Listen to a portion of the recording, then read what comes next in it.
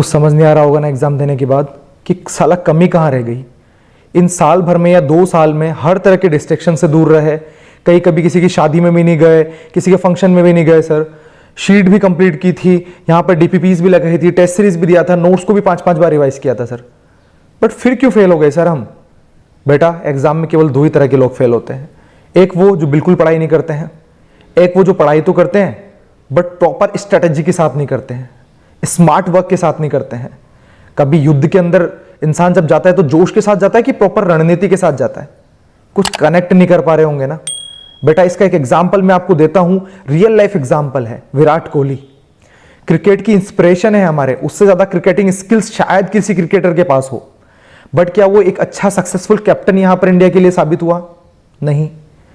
क्यों महेंद्र सिंह धोनी और रोहित शर्मा उससे बेटर कैप्टन है? इतने आईपीएल की ट्रॉफीज जिता चुके हैं, इतने टाइटल्स इंडिया को जिता रहे हैं, क्यों? बेटा विराट कोहली सबसे हार्ड वर्किंग यहां पर क्रिकेटर है, बट कुछ तो इसकी स्ट्रेटेजी में कमी होती है जिसकी वजह से हर बार आईपीएल में हमारा वो इमोशंस है वो अधूरा रह रहा है। बेटा कभी आप केवल बात करते हो, उस चीज के बारे में एनालाइज नहीं करते हो। जब वहां एनालाइज करोगे ना तो अपनी गलती अपने आप समझ में आएगी कि हम भी मेहनत कर रहे हैं सर। हम उस कैटेगरी में तो है नहीं कि हम बिल्कुल मेहनत नहीं कर रहे हैं और आपकी वीडियो देख रहे हैं आज, क्योंकि हमें पता है अगर हम मेहनत ही नहीं कर रहे हैं तो फिर हम आपकी वीडियो देखने का मतलब ही नहीं है। अगर आप मेहनत नहीं भी कर रहे हो ना बेटा, तो आपको मेहनत कैसे करनी है उसके बारे में मैं आपको बताऊंगा।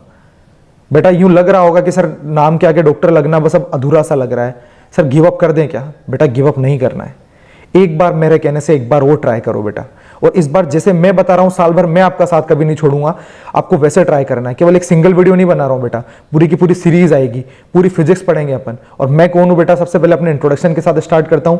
मेरा नाम मोहम्मद गुफरान है और I am a physics faculty at Bansal classes Kota, जहां पर जेई और नीट के बच्चों को मैं यहाँ पर फिजिक्स पढ़ा रहा हूँ। और केवल फिजिक्स ही नहीं बेटा, लाइफ के वो लेसन्स भी, वो गलतियां भी जो बच्चे आगे लाइफ में करते हैं, वो स्ट्रेटेजी भी मैं उनको बताता हूं जो कि एग्जाम से पहले ही बना लेना जरूरी होता है। हम केवल मेहनत करते हैं बेटा, और मेहनत करने से ही एग्जाम क्रैक नहीं होता है। आप समझ पा रहे होंगे कि क्यों महेंद्र सिंह धोनी इतने टाइटल जीत पाता है। उतना अच्छा क्रिकेटर नहीं है वो, क्रिकेटर बहुत अच्छे अच्छे हैं, विराट कोहली उससे बेटर क्रिकेटर है अगर क्रिकेटिंग नॉलेज के अंदर बात की जाए तो, बट ट्रॉफीज नहीं जिता पा रहा है सर। क्यों नहीं? ये जो एक क्वेश्चन मार्क आता है वही तो वजह है बेटा, उसी को तो ढूंढना है। और उसी वजह पर मैं बात करूंगा आपसे आज, क्योंकि मैं भी आपकी तरह एक एवरेज स्टूडेंट या अबव एवरेज स्टूडेंट, या फिर अगर आप देखे जाए तो उन अच्छे स्टूडेंट्स की गिनती में आता था जो 80+ % बनाते थे, बट एग्जाम क्रैक नहीं कर पा रहा था।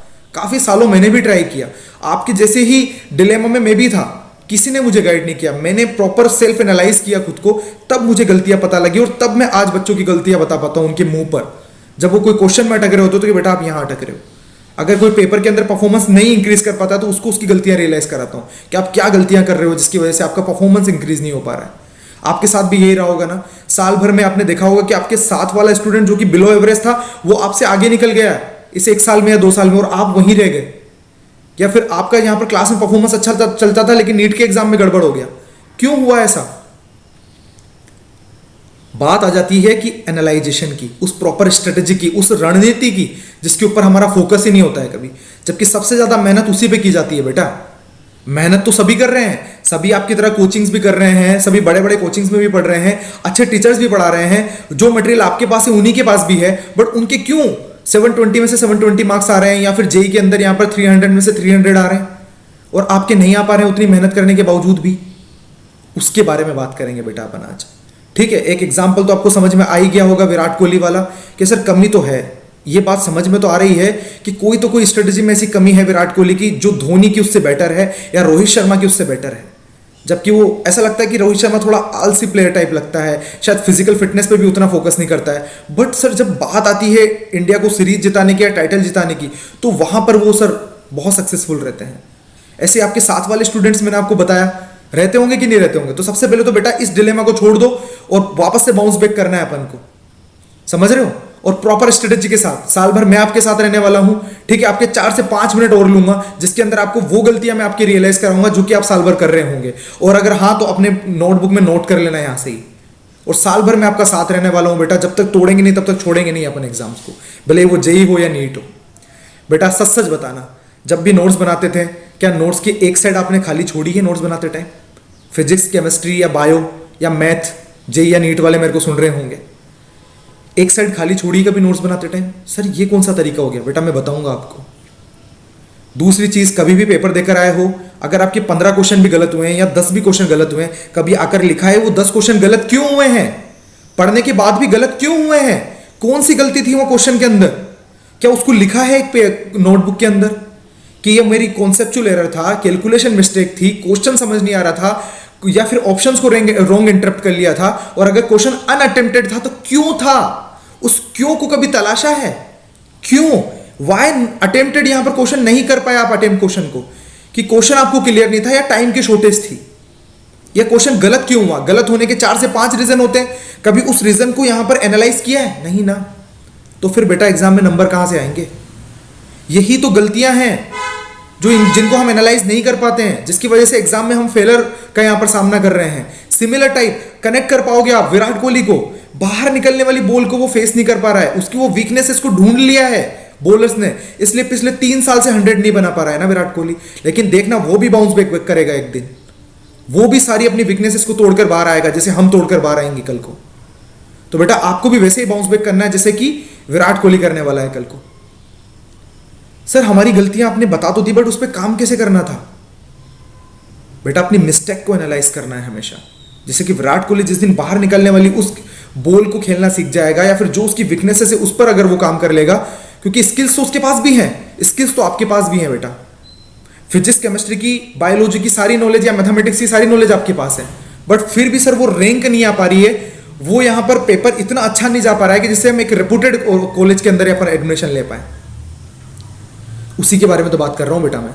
आपको क्या करना है, आज जाकर ये देखना है कि हमने वो नोट्स के अंदर जो एक ब्लैंक पे छोड़ने की बात कर रहा हूं उसका रीजन क्या है। उसका रीजन ये है बेटा कि जब भी हम नोट्स के एक साइड लिखते हैं और एक साइड को ब्लैंक छोड़ते हैं, तब उस ब्लैंक साइड का काम ये होता है कि साल भर में हम जब भी किसी बुक को पढ़ते हैं, किसी कॉन्सेप्ट को देखते हैं उस टॉपिक से रिलेटेड, या जब भी हम पेपर देते हैं, पेपर के अंदर अगर हमसे वो सिमिलर टॉपिक जो कि उस नोट्स के अंदर लिखा हुआ है उससे रिलेटेड कोई क्वेश्चन गलत होता है, तो हम उसको वहां पेस्ट करते हैं, उस क्वेश्चन को, उस कॉन्सेप्ट को, कि हमसे ये गलती हुई है और ये गलती अगर हमसे यहां हुई है तो एग्जाम में भी हो सकती है।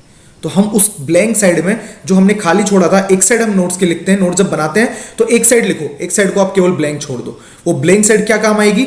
साल भर में जब भी आप पेपर दोगे या जब भी उससे रिलेटेड कोई भी बुक से क्वेश्चन करोगे, या फिर शीट में क्वेश्चन करोगे, या फिर किसी भी पेपर में, डीपीपी में, मॉक पेपर में, ऑनलाइन टेस्ट सीरीज में आपको उससे रिलेटेड कोई क्वेश्चन, बहुत अच्छा कॉन्सेप्ट या क्वेश्चन नजर आता है, उसको आप पेस्ट करोगे।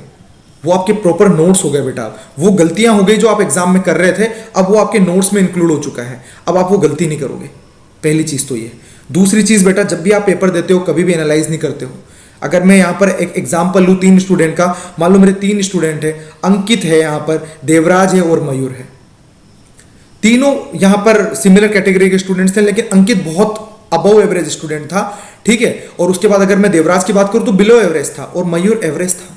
अंकित के जब भी पेपर में हाईएस्ट मार्क्स आते थे, क्लास में टॉपर था, टॉप 10 पे चलता था, तो उसको कभी हमेशा रियलाइज ही नहीं हो पाया कि वो गलती क्या कर रहा है। बस उसको तो ये था कि मैं टॉप 10 में चल रहा हूं, मेरा सिलेक्शन इजीली हो जाएगा। लेकिन देवराज बिलो एवरेज था। देवराज ने जब भी पेपर दिया अपनी गलतियों को देखा। मान लो देवराज ने तो 50 मिस्टेक कर दी तीनों सब्जेक्ट में मिलाकर। 50 मिस्टेक्स तो बहुत होती है बेटा, बट उसने लिखा पेपर पे कि 50 मिस्टेक्स क्यों हुई। पढ़कर तो मैं भी गया था उन टॉपिक्स को जो पेपर में आने वाले थे, बट गलतियां क्यों हुई उसने अपने पेपर पे लिखा कि गलतियां 3 से 4 वजह से होती है। या तो कॉन्सेप्चुअल मिस्टेक होती है, या कैलकुलेशन मिस्टेक होती है, फॉर्मूला याद नहीं रहता है, या फिर हम रॉन्ग इंटरप्शन कर लेते हैं क्वेश्चन को, या कई बार हम गलत अजम्पशंस कर लेते हैं ऑप्शंस के साथ, ठीक है। और अगर मैं अटेम्प्ट नहीं कर पाया हूं तो क्यों नहीं कर पाया हूं? या तो टाइम की शॉर्टेज थी या क्वेश्चन ही क्लियर नहीं था। तो उसने उस मिस्टेक्स को लिखा कि कैलकुलेशन मिस्टेक की वजह से सर मेरे 10 क्वेश्चन गलत हुए, सर कॉन्सेप्चुअल मिस्टेक या फॉर्मूला रिवाइज नहीं होने की वजह से मेरे 4 क्वेश्चन गलत हुए। तो जब भी वो अगली बार पेपर देने जाएगा ना, उन मिस्टेक्स को देखेगा एक बार कि इन मिस्टेक्स की वजह से मेरे इतने क्वेश्चन गलत हुए थे, अब अगली बार ये गलती नहीं होनी चाहिए। मुझे पता है एक दिन में वो गलतियां पूरी तरह से एलिमिनेट नहीं हो सकती है, बट कम तो हो सकती है। 10 से वो 8 पर तो आ सकती है, 6 से वो 4 पर तो आ सकती है। वो धीरे धीरे अगले पेपर में वो 15 से 50 क्वेश्चन जैसे गलत किए थे तो वो 35 पर आएगा, 40 पर आएगा, फिर उसके बाद 32 पर आएगा, 30 पर आएगा। हर पेपर में वो अगर वो एनालाइज करेगा तो वो धीरे धीरे कहां पर आ जाएगा? एकदम मिनिमल एरर, कि कोई 2-4 एरर हो रही होगी, और वो अपनी गलतियों से सीख लेगा। अगर वो अपनी गलतियों से सीख लेगा तो फाइनल एग्जामिनेशन के अंदर वो गलतियां वो नहीं करेगा जो वो करता आ रहा था साल भर।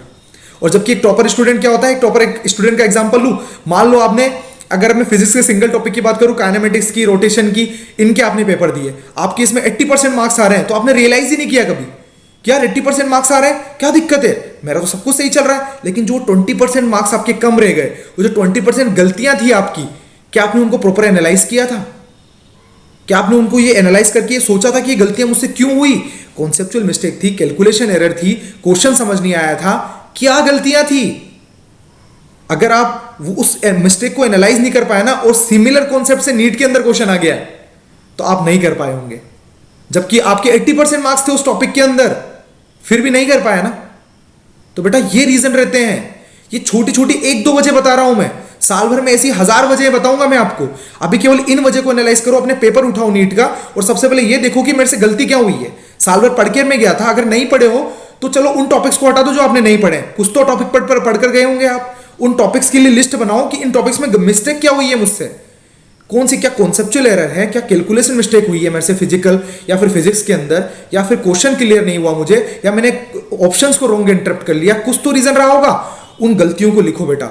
उन गलतियों पर जब तक काम नहीं करोगे तब तक एग्जाम में सक्सेसफुल नहीं होगे। फिर कहते रहोगे कि सर सिली मिस्टेक्स हो जाती है, सर ऐसा हो जाता है, सर वैसा हो जाता है। तो बेटा उन गलतियों को एनालाइज करो। ये 10 से 12 मिनट मुझे पता है मैंने आपके लिए हैं, बट ये 10-12 मिनट आपके आने वाली लाइफ के 10-15 साल को यहां पर अच्छा कर देंगे। क्योंकि हमें नहीं पता ये ऊपर वाले ने हमें कितनी लाइफ दी, बट जितनी भी लाइफ दी है ना बेटा, उसके अंदर हमें अपना बेस्ट देना है। मैं साल भर में बताऊंगा आपको कि सेल्फ मोटिवेशन कैसे बरकरार रखना है। हम पता है ना, हम मोटिवेशन रह नहीं पाता है सर। हम साल भर वो एवरीडे, जो हमें एवरीडे फोकस करना होता है पढ़ाई पर, वो एवरीडे नहीं करते हैं। हफ्ते में 3 से 4 दिन बस पढ़ पाते हैं, उसके बाद नहीं पढ़ पाते हैं। वो सेल्फ मोटिवेशन कैसे बनाए रखें बेटा? मैं पढ़ाई के साथ साथ इस चीज पे भी फोकस करता हूं कि मैं बच्चों को सेल्फ मोटिवेटेड रख पाऊं।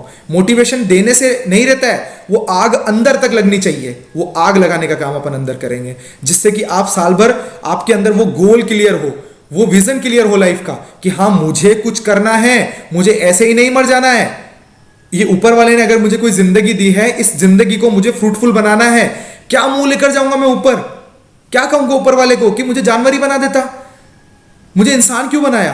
क्या वजह थी उसका इंसान बनाने की? मुझे उस वजह को तलाशना है बेटा। उसके बारे में मैं नेक्स्ट वीडियो में बात करूंगा। आज आप अपनी गलतियों को एनालाइज करो, अपनी मिस्टेक्स को पेपर पर लिखो। साल भर में आपने क्या क्या गलतियां की थी आप बेटर जान सकते हो। अपने क्रिटिक्स बनो बेटा। अपनी गलतियों को एक पेपर पर लिखो, उसको पेस्ट कर दो अपनी दीवार पर कि ये गलतियां मैं कर रहा था। या तो पेपर में जो गलतियां हुई, या साल भर पढ़ने में जो आपने गलतियां की, आप अपने आप को बेटर जानते हो। और जो चीजें मैंने आपको बताई, अब तो रियलाइजेशन हो ही गया होगा। तो बेटा फिर मैं आपको मिलता हूं। फिजिक्स भी अपन पढ़ेंगे, बहुत अच्छे लेवल की फिजिक्स पढ़ेंगे, और आपको पूरी सीरीज में लेकर आऊंगा, और आपका साथ कभी नहीं छोड़ूंगा। ये बात मैं आपको आज कह रहा हूं। आज से हम एक जर्नी स्टार्ट करने जा रहे हैं, जो कि जब तक मैं हूं तब तक चलती रहेगी बेटा। और जब तक एग्जाम नहीं निकलेंगे स्टूडेंट्स के, तब तक ये जर्नी चलती रहेगी बेटा। ठीक है, तो फिर मिलते हैं एक नई वीडियो के साथ, नई एनर्जी के साथ। बस अपने आप को बाउंस बैक करो, एक अपने आप के अंदर एक नया मोटिवेशन लेकर आओ कि मैं फोड़ूंगा यार, इस बार फोड़ूंगा। इस बार जो सर बताएंगे उन चीजों को मैं प्रॉपर एनालाइज करूंगा, और अब इस बार मैं नई एनर्जी के साथ एग्जाम की प्रिपरेशन को स्टार्ट करूंगा। ठीक है बेटा, फिर मिलते हैं अपनी नई वीडियो के अंदर एक नई स्ट्रेटेजी के साथ। कैसे प्रिपरेशन को स्टार्ट करना है, अब कैसे नई तरीके से प्रिपरेशन को स्टार्ट करना है जेई की और नीट की, उसके बारे में बात करेंगे। और साल भर में जो हम प्रिपरेशन करते जाएंगे, वो गलतियां वो जो करते जाते हैं हम, जिन पर फोकस नहीं कर पाते, उसके बारे में मैं आपको टोकता रहूंगा। ठीक है बेटा, फिर मिलते हैं अपन। टिल देन ध्यान रखो आप अपना, बिल्कुल डिप्रेस होने की जरूरत नहीं है। फेलर एक केवल एक प्रोसेस का हिस्सा है बेटा। सक्सेसफुल होने वाला हर इंसान फेल होता है, और फेल होगा तभी वो सक्सेस की असली कीमत को पहचान पाता है। विराट कोहली आज फेल है, लेकिन कल को वापस से बाउंस बैक करेगा। समझ में आ रहा है बात? ठीक है, अमिताभ बच्चन को एक बार रेडियो जॉकी ने ये कह के निकाल दिया था कि आपकी आवाज अच्छी नहीं है, लेकिन आज उनकी आवाज के अपीयरेंस के लिए डायरेक्टर करोड़ों खर्च कर देते हैं। समझ रहे हो? तो आज जो आपकी कमजोरी है, कल को वही आपकी ताकत बनेगी। बस उसको ताकत बनाने वाले आप हो बेटा। वापस से बाउंस बैक करना आना चाहिए आपको। ठीक है, मुझे पता है 15 मिनट का वीडियो हो चुका है, बहुत बात करने में मैं खोसा जाता हूं आप लोगों के साथ। ठीक है, लेकिन मेरा मोटिव बेटा केवल कोई वीडियो या व्यूज के लिए नहीं है। मुझे पता है कि वो जो तकलीफ आपको अंदर हो रही है उसको कम करना है, क्योंकि दुख या दर्द बांटने से कम होते हैं। समझ रहे हो? और उसके अंदर हमें बस अब बाउंस बैक करना है, हमें वापस से खड़ा होना है, ताकि आप खड़े हो पाओ और वापस से एक वो मोटिवेशन आ पाए प्रिपरेशन करने का। ठीक है, तो फिर मिलते हैं। Till then bye bye, take care, sayonara.